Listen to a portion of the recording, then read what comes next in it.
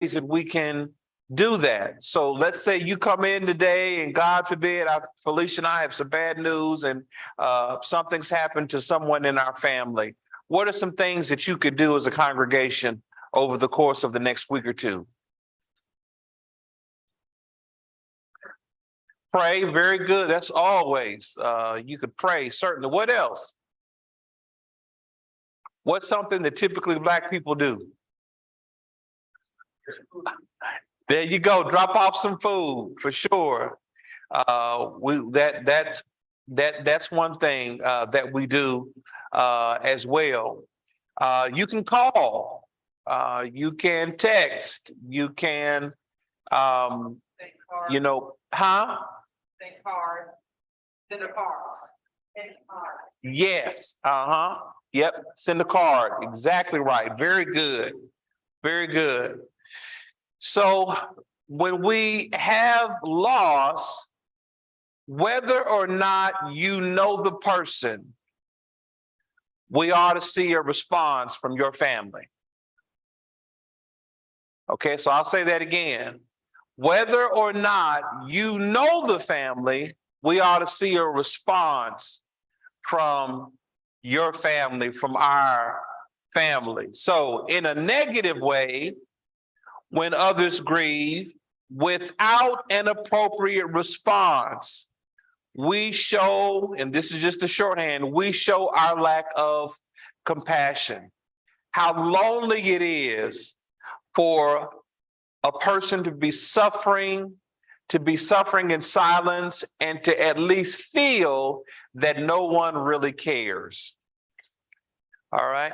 Now, you kind of know, and don't raise your hand on this, but you kind of know how you're doing in this area when you think about the deaths that we've had in the last year or two. And in those many situations, how many times did you look to show love, to show sensitivity, to show compassion, or did we retreat to, well, I don't really know them, and that's not to say that I'm against doing anything. It's just not something that I think about. And what I'm saying is that last response is a huge negative. And what that does is that sets up callousness in the church, where there's difficulty in our feelings one toward another. Okay, so let's keep it going. All right, so our lesson points today. All right, so looks like I said point one to lesson 2 and 3. I meant to say lesson 1, actually point 1, point 2, point 3. Okay. All right, so we're going to look at it with in grief, we give knowledge. In grief, we instruct. And in grief, we reinforce our connectedness. So this is going to be the outline for today's presentation. So in grief, now keep in mind, today's lesson is, how should the church respond to grief and loss? Okay, so our first point, in grief, we give knowledge. Here, we learn about words, concepts, scriptures, and examples that all revolve around this subject of grief and death. So what I did is, there are certainly more scriptures than this, but I took the liberty of giving you 9 different scriptures that talk about the death or the dying of a person, and how the Bible describes that. And we won't take time to turn to each of these scriptures and read them, but that's why I've listed them there, so you can look at them if you so choose in your spare time. Genesis 25:17, they breathed their last breath. Genesis 49:33, the phrase there, the descriptive phrase there, I believe that's with Ishmael, gathered to his people. That's something, if you've seen the Black Panther and Wakanda Forever, that's something that they talk quite a bit about. As a matter of fact, whenever the Black Panther goes into that situation where he's in between worlds, he's always in that space with many of his ancestors. So this is a pretty common. Now, of course, we know that's fiction, but that is at least here, that's a sound biblical thought. John 19:30, he gave up his spirit. 2 Peter 1:14, putting off this tent. And I think we talked about how the human flesh is described as a tent and also a sheath. And a sheath would be what you put a sword in. It's just that outer casing that just holds what's on the inside. Job 14:2, the withering away. Psalm 115:17, going down into silence. Going down into silence. Job 16:2, the way of no return. Luke 12:20, God requiring the soul. And John 11:11, which we gave you a little on that last week, and that's the phrase sleep. So these are 9 scriptures. There are others that point to this whole idea of our leaving here. Now, if you look at our first point, we are giving people knowledge. So one of the ways that the church responds to grief and loss is to get ahead of it.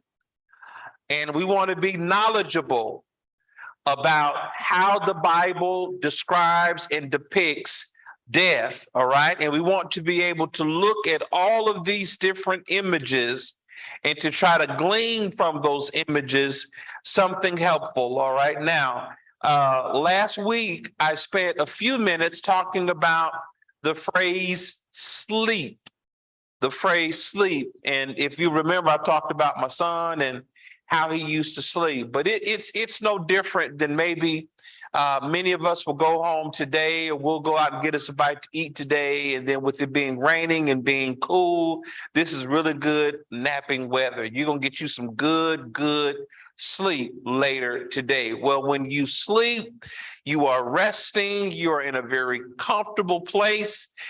There's not a lot of fear around what's, happening in your midst. Most of us are sleeping in very secure places, and we can rest.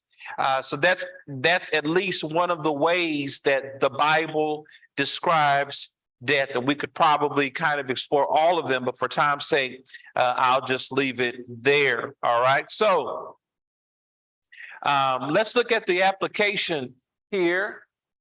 Okay, with the first point. So what should we conclude about a concept when the Bible uses different words to describe something? Now, this is more of a what's called like a hermeneutics kind of question, but I think it's worth discussing here. So what should we conclude about a concept when the Bible uses different words to describe it? So what should we conclude about it? That it's what maybe?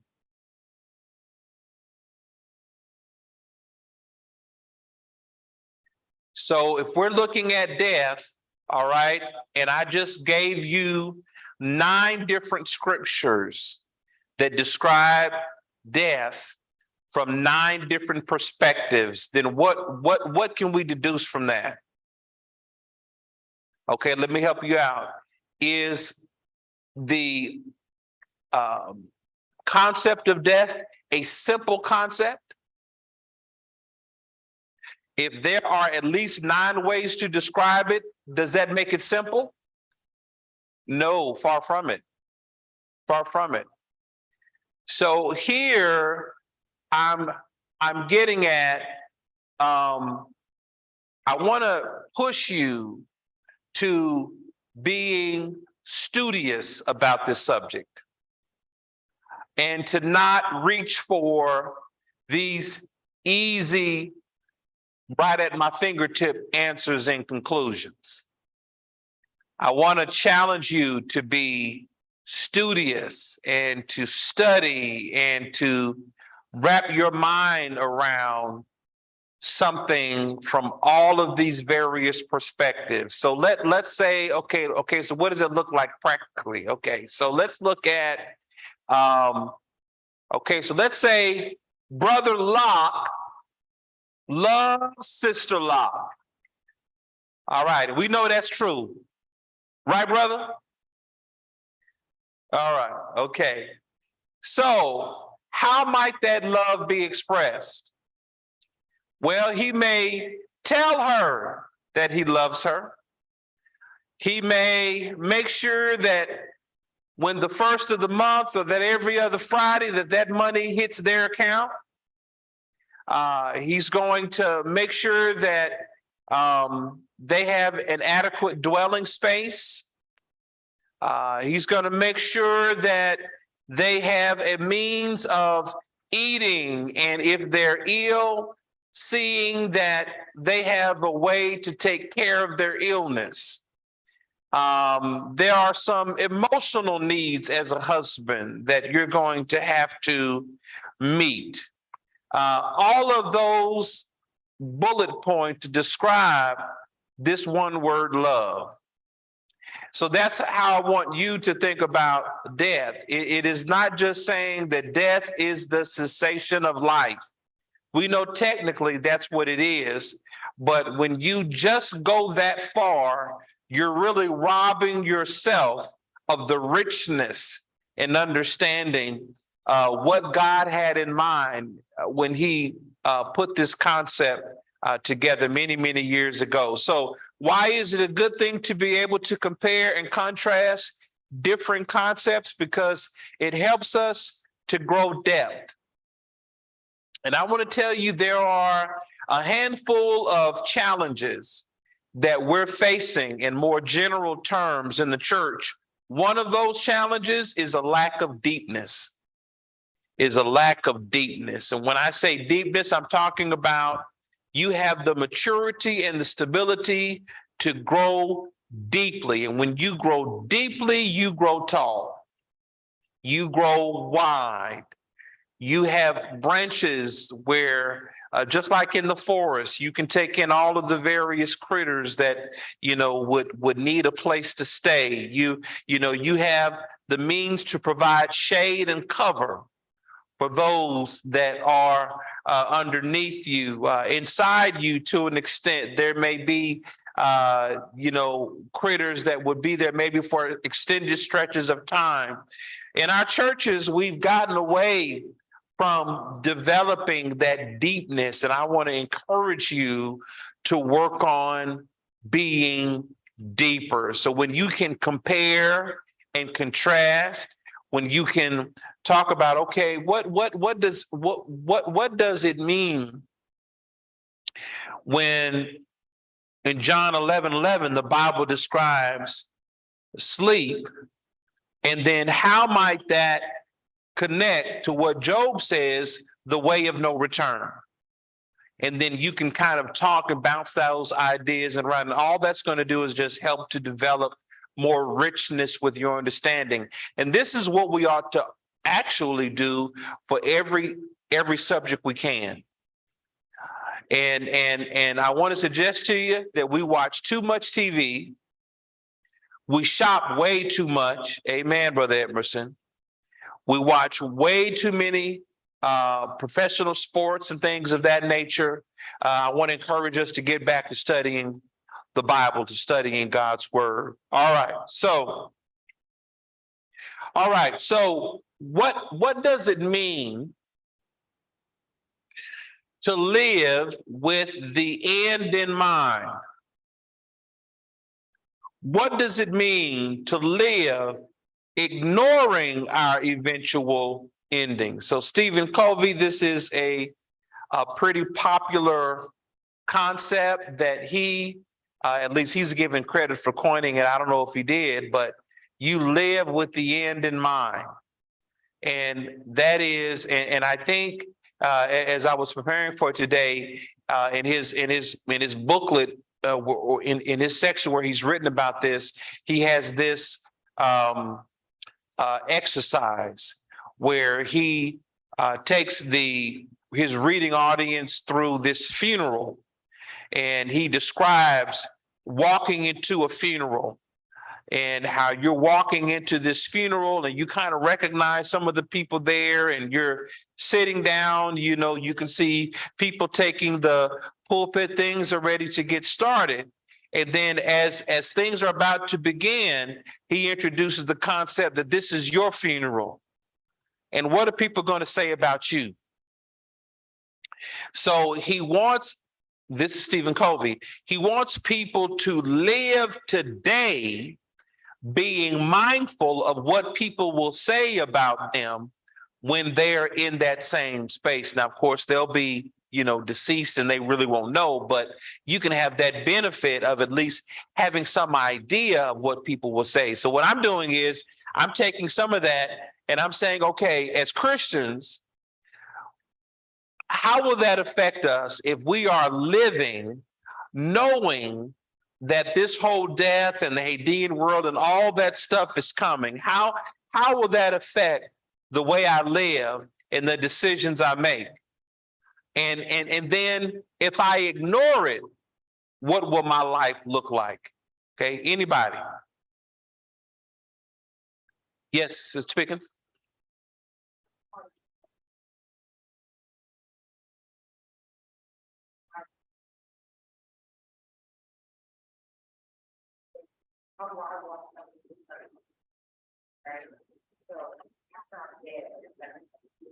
Right.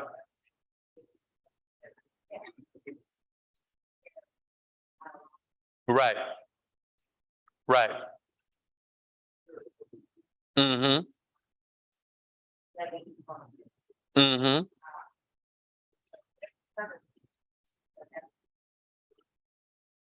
Yes. Oh, yeah, you're definitely on the right path. Yeah. Even if you think about the way that you handle your family and that you handle your kids and that you handle your parents or your grandparents and your role in their lives, because some of us will have to care for our parents or our grandparents one day. This information is going to color those before you and those that are coming behind you, and it's going to color yourself as well. So now we can choose to ignore it. And that's the proverbial ostrich in the sand. I don't want to think about it. It makes me uncomfortable. And I see this a lot in the hospital. And I see it when there's been a traumatic injury.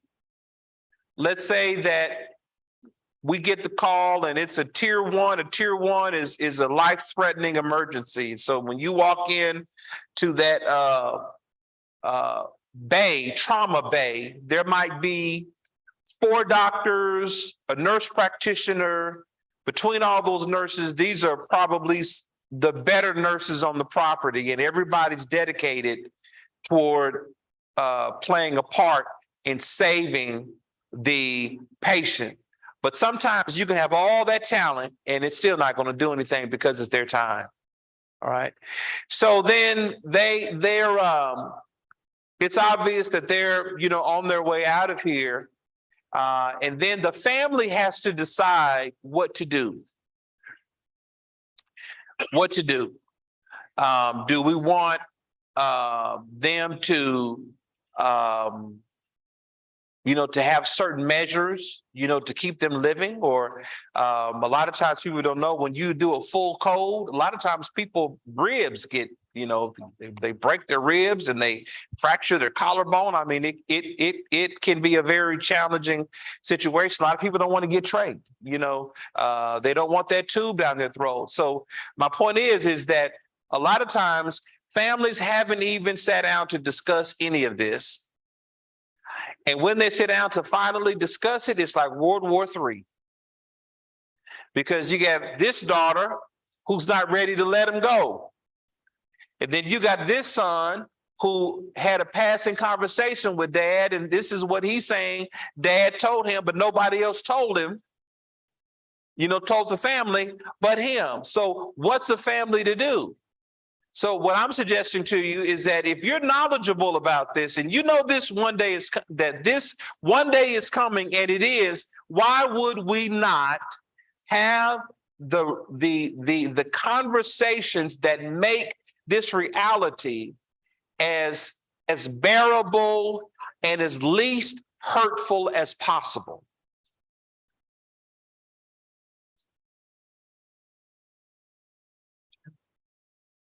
Any questions about any of that? You all agree, disagree? What you think? Brother Locke?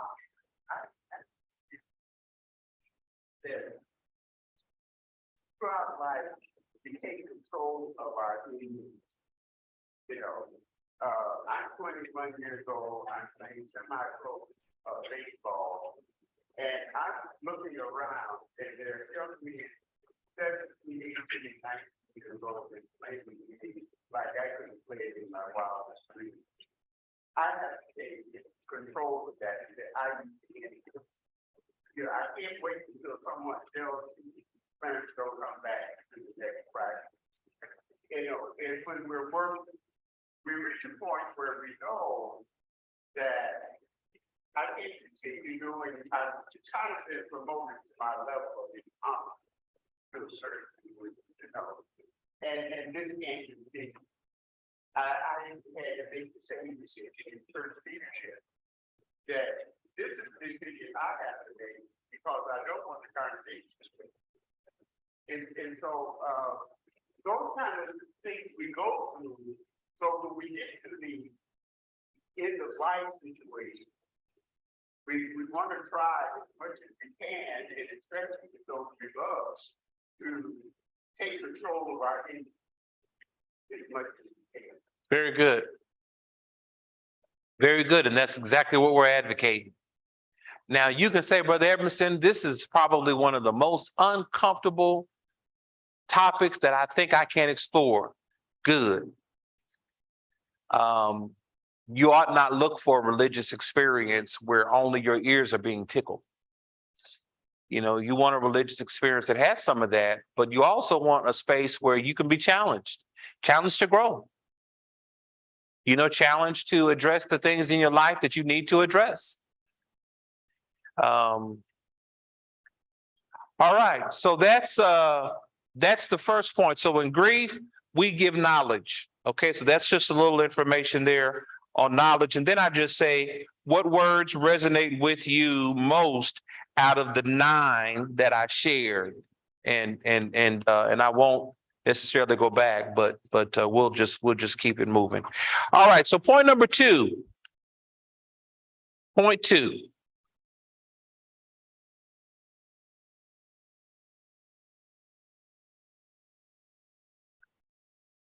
All right. So in point number 2, in grief, we instruct. So the title of today's lesson, how should the church respond to grief and loss? Number 1, we give knowledge. Number 2, we instruct. Now, one of the things that I really like about our setup here at Figueroa is our Wednesday class. And our Wednesday class is designed with a spiritual formation / discipleship kind of filter. And all that means is that when you attend the class, the way it's structured, we're structuring it to impact the way that we live and the way that we're doing this whole Christian thing. If done properly, as I'm learning, the subject matter, the way we approach the subjects ought to be expressed in such a way where we can look at this material and apply it for our lives or apply it in our lives. And we can see in a very simple way how this might affect us and what I'm doing on a daily basis. So I'm saying by instruct, we teach the church how to grieve and support those that are grieving. So I'm going to give you two examples, one that's a little more pleasant than the other. And we have a great tendency to want to keep things so neat in all actuality, knowing that our lives are far different from that. We'll come to that. So the first one is the story of Dorcas, Acts chapter 9, 36 through 42. And for time's sake, I'm just going to tell you the story, but I have all these scriptures listed so you can look them up on your own. And incidentally, again, if you want the handout, all you have to do is just say the word. So Dorcas was alive around the time of Peter.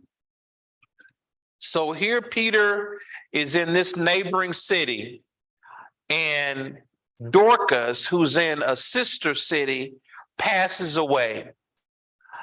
And the church is in an emotional uproar.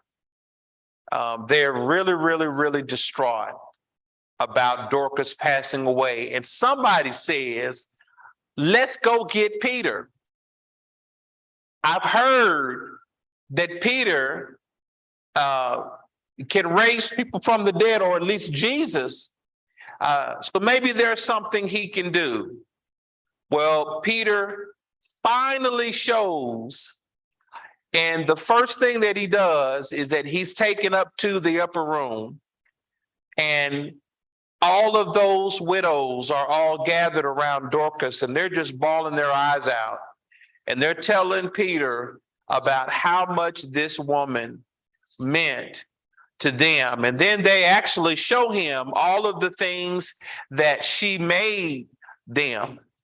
All right, then what does Peter do? Peter tells them to leave the room. Then he says, Dorcas or Tabitha, arise. And he brings her back from the dead, and then she's presented to the congregation, and the ladies are just ecstatic. Though she was dead, she now lives. Okay, so that's the short version of the story. So now we're talking about instructing the church. So let's look at just three quick things here that I think can be helpful in this grief and loss. Number one, was a significant person. Dorcas was a significant person in the church who had a broad effect. So she was a significant person in the church who had a broad effect. So one of the first things that we want to do is we want to think about how are we impacting the church? Now, Dorcas passed away, and I'm going a little overboard here, but there was almost a riot. Okay, so I want you to think about it. I want us to think about our own death and how will the church be impacted. Okay, and I'm just kind of sharing this in passing. And I want to encourage us to not be so detached, but to have more effort around playing a greater role here at the Figueroa Church of Christ. I would like for each of us to consider making a commitment to doing something, and you fill in the blank with wherever your gifting is and our needs are, where you can plug up some holes that the church needs plugged up. The church was never designed for you and I to be spectators.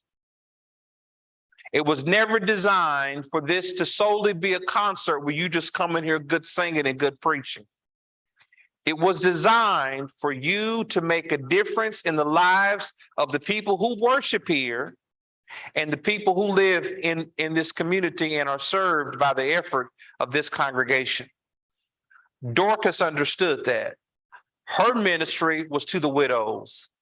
Incidentally, I don't think we do enough to help the widows. I still think that that's a very worthwhile undertaking, serving our ladies and our men as well, whose spouses have passed on. All right. So she died, I believe, in the appropriate way, in that the church is going to know that she was here. And that's something really that I think in today's era, we've gotten away from it. Today, you know, a person to be cremated and it's a wrap.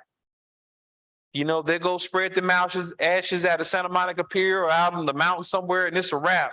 Man, in ancient times, they were obsessed with staying around and not being forgotten.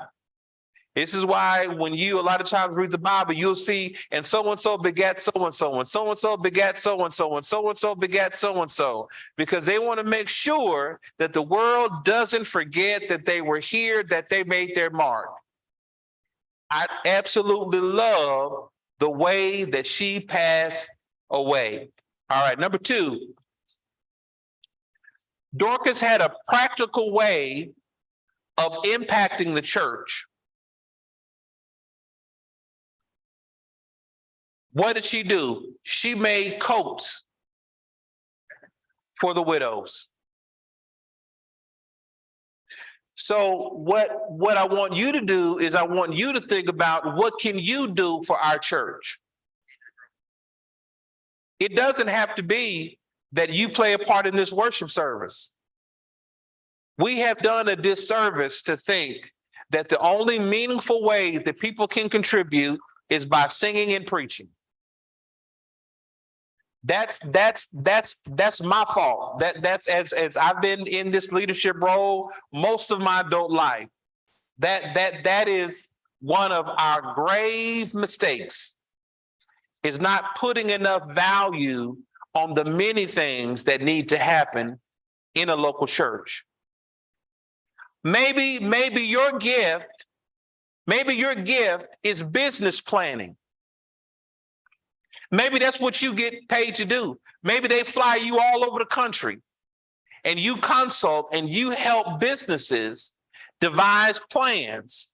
You're good at the SWOT analysis and looking at the community and the neighborhood. You're good at assessing the organization, and you're good at trying to figure out, okay, what are 2 or 3 things that we can do where, you know, we're scratching where the community is itching. Churches need people who think like that. All of the knowledge of what needs to be done isn't wrapped up in the head of the preacher and the elders. We got a lot of smart folk out there. Maybe your gift is working with kids. Maybe your gift is driving the van. Maybe your gift is flowers and, you know, shrubs, and maybe your gift is, you know, carpentry, or, you know, working on a building, being a plumber, whatever it is. I want you to think about practical things that you can do to impact the church in a positive way. And that ought to be something that you do every week. Every week, you ought to be doing something for our church. I didn't say every year, twice a year, once a quarter, every week. Now, this is what I talked about, living with the end in mind. This is exactly what it is. There's nothing more important than the work of the Lord. Nothing. You can go to all the liquor games you want to and all these other things that we do. They're fun and they're exciting, and I like to do them too. But they cannot come before the Lord's work. So here's what happens. Let's reverse that. So when you don't see a lot of stuff going on in the church, what can we conclude about that church? We have some serious problems because we've allowed a membership to evolve that has no investment in the church.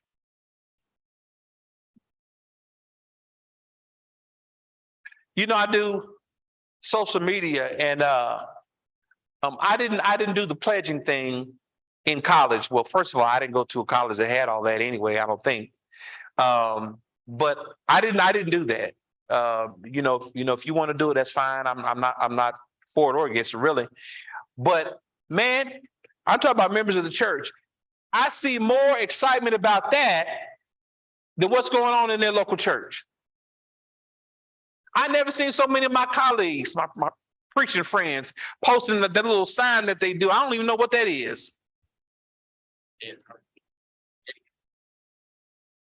Now, again, I'm not knocking it. I'm just simply saying that's what it looks like when you're excited about something and you show some energy and you're with, other people. You guys are having a great time. I'm saying that the Lord needs that energy. Do you think when you stand before the great judgment seat of God, he's going to ask you what you do for your fraternity? Do you really think he's going to ask you that?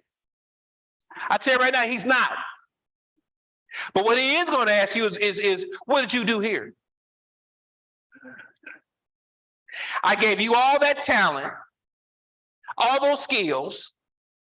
I put you in the pathway of 178 people who would have benefited from your service here. And rather than serve here, you were busy, doing this and busy doing that. So Dorcas found a practical way to impact the church. Now, keep in mind, our lesson is, how should the church respond to grief and loss?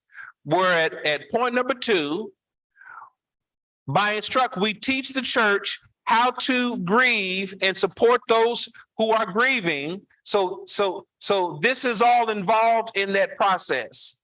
All right. So Dorcas passed away, and these are some things surrounding how she passed away. What are some things that we can see that we can learn from that? Number 3, facilitated a way for the church to grow out of her death. And it really looks like, even though she passed away, there was, a part 2 to her life. And we can, infer maybe that there were some other great things that came out of it. We don't know that, but there's a possibility that happened. All right. So that's a really neat and pretty death. This next one in 2 Samuel 12 is real messy. And that's with King David. And King David shows us the imperfectness of humans and the situations we can sometimes find ourselves in. Now, in this death, you know the story. You may or may not know the story. David's out on the mountaintop, out on the rooftop, sees this beautiful woman bathing. Wants to know, who is she? She's married to one of his officers. He sends for her. Woman's not going to turn down the king. David was handsome anyway. The Bible says that about 50 million times about David. So they end up getting together. She's pregnant. Problem is, Uriah is away in battle. So if she comes up with child, there's no way it could be his baby. David comes up with this, crazy scheme to bring him back and, to allow him to have time with her. So maybe the baby can be passed off as his baby. Uriah is such a man of honor. He sleeps on the porch. He's not going to enjoy his wife while his fellow countrymen are away fighting on behalf of King David. So then he sends word to Joab, and he says, Joab, put Uriah in the front of the battle. So he's murdered. All right. So he's murdered. The baby comes to term, baby sick. David pleads with the Lord to save this child. The Lord does not. The child ends up dying. And David gets up, dusts himself off, gets something to eat, and proceeds to continue on with his life. Of course, you know, Bathsheba would end up giving him Solomon, who would be the one that succeeded David. Nathan shows up, and Nathan tells David a story. And the gist of the story is that Nathan tells David that God is aware of what you did, and you are in big trouble. So here, the death is, I mean, it's just so much dying in this passage. What is your point? My point is that, you know, when we look at it, sometimes the deaths are not going to be deaths that are nice and neat and pretty. Sometimes the deaths that we're involved in, even indirectly, or it may be related to us in some distant way, are messy and challenging. But it does not excuse the fact that we still want to have a certain kind of disposition toward it. So let me give you a few quick thoughts here. Number one, by David's behavior, he made a disgrace of his kingship by killing Uriah and taking his wife. How was that living with the end in mind? Just because he could, he did it. That's what classic narcissism looks like. When you have no internal boundaries or barriers or, you know, things that you will prevent or stop yourself from doing. Now, in all fairness to the way that men grow and develop, this is no excuse. We're far behind the women in this space. And I'm talking about physiologically. But whether or not that's at work here, the reality of it is David is the king. And there's a certain amount of responsibility and wisdom that you want to exercise. David could have had any woman in the kingdom. Why choose somebody else's wife? Why? Except that he could. So that's not living with the end in mind. Number two, demonstrated his ability to feel and express. Notice his profound sadness, his beseeching God, and his responsibility post-infraction. So when you go back and you look at the passage in 2 Samuel 12 and following, you will see that David does have this ability to be very tender and very apologetic and very sorrowful once he's made a mistake. He knows he messed up, and he's going to do everything in his power, you know, to beseech God, to beckon God, to ask God to spare him what he should rightfully get. Right. Number three, the baby who died was an innocent bystander.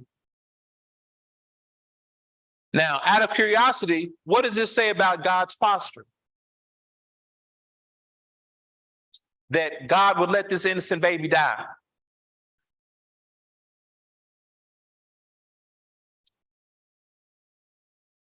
What does it say about God? Now, this goes back to the earlier part of our lesson where we encouraged you to be more deeper in the way that you approach subjects. Very few things in the Bible are, as we portray them to be, just simple and easy. Most of them, if they're done right, it takes a certain amount of focus and stamina to really understand it. God allowed this innocent child to be caught up between David, Bathsheba, and Uriah.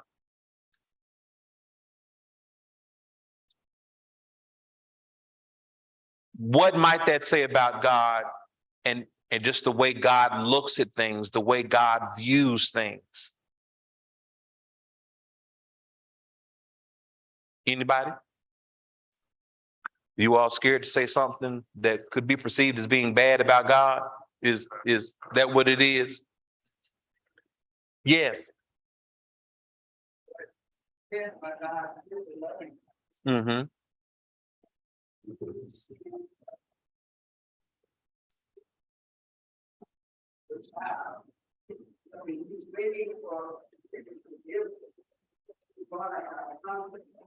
Right.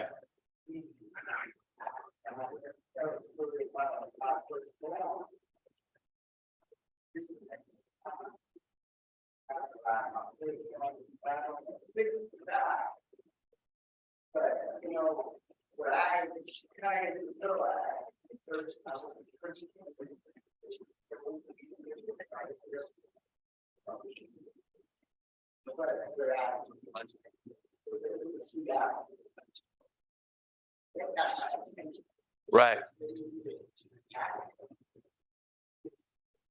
Mm-hmm.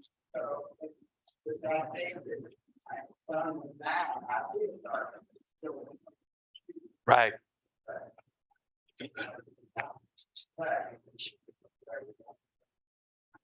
Yeah. Yeah, I've been reading a lot about Black women and having babies and how dangerous it is. So when I read this, I thought about that. I also thought about a family that I was close to at one point who had a daughter that lived maybe 6 to 8 months and then passed away. And that's first time that I saw a casket that big. And the daddy was the pallbearer, and he put that baby in the ground. Boy, I tell you, we were all hollering that day. That was some sad, sad stuff. So I have seen the good Lord. I've seen him create. I have seen him rather allow some things to happen. And I just have and I'm just talking about my own life. I have a freeness about God that it doesn't impact me in a negative way to know that God allowed this to happen. I believe that baby went back to God, and that's where that innocent child is. But God permitted that to happen for his own purposes at that time. I've seen God. There was a lady that had a stroke on a Monday. We didn't find her till Wednesday.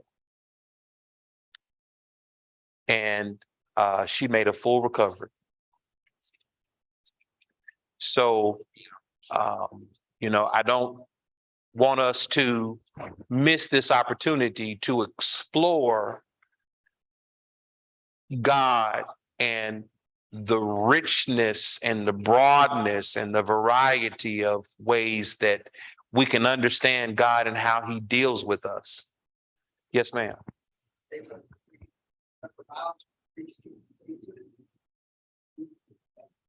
He did.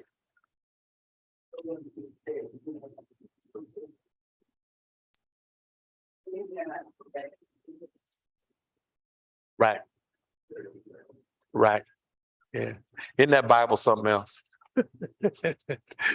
That's Bible something else. All right. Number 4, God let David know through the prophet, and we already talked about that. So the application is death. Death is a fact of life. and happens under diverse circumstances. The church needs to know that. The church needs to be trained to live in that truth. We all want the 70. And we all want the good retirement, to be able to take vacations and all that good stuff. And many of us will, but some of us will not.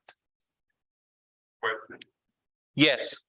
Yes, I want to answer the question that you said about what do we think about God because David's son passed away. Yeah. So I don't have any negative thoughts about God. As a parent, you have to discipline your children when they do something incorrectly. And if our Heavenly Father is a parent, and He has to discipline us when we have done something that we are not supposed to do. And it's all about how God disciplines us. And we can't try to understand how God does what He does. He's not going to tap us on the shoulder and say, I'm going to get your enemy. This is the consequences for what you get. He's not going to do that because the Bible clearly states that your ways are not His ways. Right. So He is a loving Father, but He does have to discipline us. And it also talks about how He disciplines those that He loves. Right. Very good. Very good. Very good. Yes, ma'am.